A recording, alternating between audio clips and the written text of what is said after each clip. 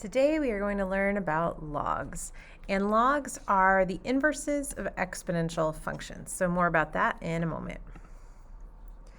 I want to talk first about the power of inverses because when we solve equations, we use inverses. So for example, here we have this equation, x plus 5 is 7, and if we want to isolate x, which we do to solve, then we do the inverse of plus 5. So we would subtract 5 from both sides because that undoes this operation and gives us our solution.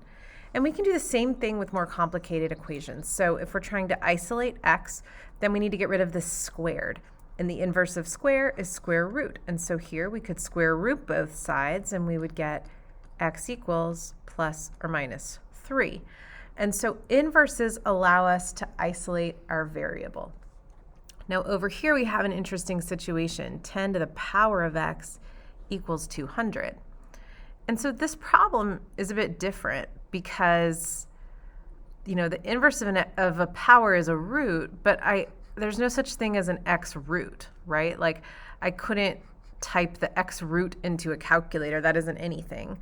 And so the only way we have of solving this right now is by, grabbing a calculator and doing some guess and check. So I could try, I know that 10 to the second power is 100. So I could try something bigger, like 10 to the third power, and that's 1,000. That's way too big.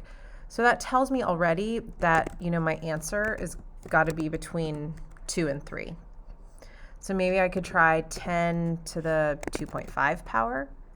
Okay, that's closer. I'm trying to get to 200, so maybe I'll try 2.4. Still too big. So, ooh, that's very close, right? And I could try to kind of add on until I get super close. That's very close.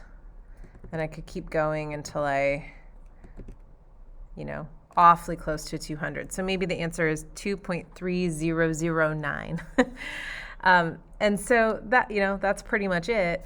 But this is a bad way to solve an equation because what I did here was I used guess and check instead of using inverses. And so what we really need here is to know how do we find the inverse of the x power? And the answer is with logs. So before I get into this, I'm actually going to talk about, in general, what is a log. So if we have a problem like this, I'm going to say a to the power of x equals b. And we want to isolate x. The only way to do it is with a log. Log is just a kind of function, much like a square root is a function, right? Or, there are lots of types of functions that you'll learn about. But log is just a type of function. And so the way that you can rewrite this is you start with your exponent, x equals, and then you're going to write the word log. And then you're going to put little down here, the base of the exponent, which in this case is a. And then your answer goes here. And so this is just a way of isolating x. So you'll notice here x was in the exponent position, but with a log, x is isolated, and that's the whole purpose of logs. And so we read this, x equals log base a of b, because a was the base of the exponent. So x equals log base a of b. So let's practice a couple quick little examples, right? If I have 5 to the second power equals 25. This is just a true equation. But we can rewrite this to isolate that exponent. So we say the exponent equals log base 5 of 25. And later on, I'm going to teach you how to type this into the calculator, and you'll find that the answer is 2. If we have something like 7, let's make that an x. 7 to the power of x equals 80. We can rewrite that. We start with the exponent. So the exponent equals, you write the word log, it's just a type of function, base 7 of 80. And this is something that you'll learn how to type into your calculator. So that's how you rewrite it. We're going to start with these examples and we're going to learn how to solve them. So the first thing we need to do is rewrite them with logs. Now this you might know the answer just by looking, so I encourage you to think that through, right? 10 to the power of what is 100? And hopefully you know that 10 to the second power is 100, because 10 times 10 is 100. So we don't really need to use a calculator to solve this, but I just want to show you that it works. So we're going to rewrite with logs. Your exponent, which in this case is x, equals log base 10 of 100. And the reason I started with this is because the log button on your calculator actually only works for base 10. It assumes base 10. So if you're on a Desmos calculator or your phone, you're going to have to turn it sideways to get to these additional functions, and you'll see the word log. So again, log, you don't have the opportunity to type in the base. So it only works for base 10. So there's an assumed 10 there, and I can type 100. And you'll see that the answer is 2. And that's because if I take the implied base of 10 to the second power, it equals 100. So these are inverses. So the answer here is 2. And again, when I type in log of 100, the base 10 is implied, I get my answer x equals 2. Okay, so over here we can come back and we can write x equals 2, which we knew anyway. Now this one's harder. 10 to the power of what equals 2? So again, I could use my calculator to try some things. So I could say 10 to the, it's got to be less than 1, right? So I could try 10 to the 1/2 power. Okay, close, still too big. So I could do 10 to the 0.4 or 0.3. Okay, that's pretty close. So I think my answer is going to be kind of close to 0.3, right? But that's not exact. We really want to use inverses. And so I'm going to rewrite with logs. I'm going to say my exponent equals the word log base 10 of 2. Base answer. Remember, your calculator assumes base 10, so we don't need to type that in. All we need to type into our calculator is log 2. So we'll pull the calculator over, and we're just going to type log 2.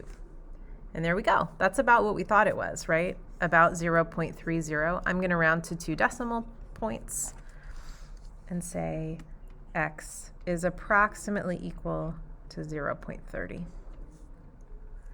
Let's do one more. I know that my answer here is going to be between 2 and 3. So 10 squared is 100 and 10 cubed is 1,000. So it's somewhere between there. But to get it exact, we're going to use logs. So my exponent equals log base 10 of 450. When I type it into my calculator, the base 10 is implied, and so all I have to type is log of 450. And there's the answer, about 2.65, which is between 2 and 3 like I thought it would be. So we'll say x is approximately equal to 2.65. Okay. So I hope you're thinking, well, what if it isn't a base 10? Because that's what we have to talk about next. And that brings us to the base change rule, or sometimes it's called change of base. So we're not going to get into why, but if you have a base that isn't a 10, you can do this change of base rule. And so what you do is you take log base 10 of your answer, n, divided by log base 10 of whatever the base is. So, and that gets you the same answer. So here we have an example of log base 2 of 14 equals x. So we can solve for x by typing in log of 14, the big number goes on the top, divided by the log of 2, and that will give you the answer. So if we type that into a calculator, this is what it would look like. We're going to say the log of 14 divided by log of 2. And that's the answer. So what this gives us is actually log base 2 of 14. So it's about 3.8. So let's put this into practice with a few more examples. I think I might actually grab the base change rule so we can look at it on the next slide. Let's see. Okay. All right.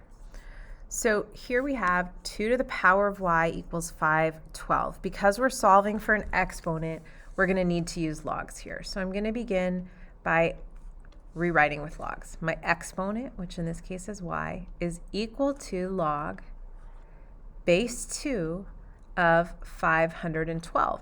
And since my calculator doesn't have a log base 2 option, I'm going to have to use the change of base. So we're going to say y equals log of 512 divided by log of 2. And that's what we can type into the calculator. So I'll pull that over. Log of 512 divided by log of 2. And it equals 9. And I can verify that works by plugging that back into my original equation, right? If I say 2 to the power of 9, I really hope I get 512. So 2 to the power of 9, and sure enough, it's 512. Okay, so this answer, y equals 9. So we'll write that out.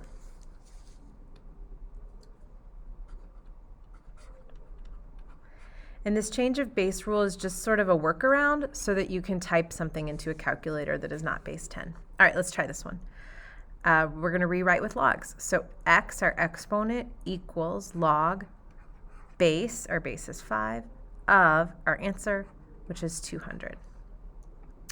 That's not base 10, so I'm going to need to rewrite with the change of base rule. So x equals log, the big number goes on the top, the small number goes on the bottom, and it's good practice to put parentheses around it. So we have log 200 divided by log 5 should give us the answer here. So I'm going to say log 200 divided by log of 5. There we go, about 3.29. And I want to verify that that's true. So I'm going to go 5 to the, and I'm going to pull up, if I click the main button, I'm going to type answer. And what that's going to do is put this answer into the exponent position. And it does equal 200. So I know I did it right. So 3.29 is the correct answer. So x is approximately equal to 3.29. Okay. Last one. This one is a little bit more complicated. So I have, where can I put this? I've got a lot more going on. What's important to remember about logs is that you really can only have 3 pieces, right? The exponent, the base, and the answer. And so I'm going to have to do some work to clean this up. The first thing that I can do that's pretty easy is I can just take 3 away from both sides. So that's going to mean that 6 to the power of x minus 1 is equal to 1,296. And now I'm tempted to do some kind of root situation, but if your variable is in the exponent, your only option is to use logs. So I'm going to say, okay, my exponent, which in this case is x minus 1, it's not just one thing, right? It's an expression, but my exponent is equal to log base 6 of 1,296. And now, because that's not base 10, I'm going to have to use my change of base. So I'm going to say x minus 1 equals log of 1296 divided by log 6. And so I'm ready now to type this into the calculator. I've got log 1296 divided by log 6. Ooh, I get 4. It's a nice number. So that means that x minus 1 equals, this whole thing is just 4. X minus 1 equals 4. I'm actually not done because I haven't isolated x, but this is really easy. I just add 1 to both sides. X equals 5. And it is a good idea to check this answer on a calculator. So I'm going to pull that calculator back over, and I'm going to go 6 to the power of 5 minus 1. Oh, I need to use parentheses, I guess. 5 minus 1 plus 3. So I've just replaced the x with 5 equals 1299. And so I know I got the right answer. So that's how you use logs to solve an equation when x is in your exponent.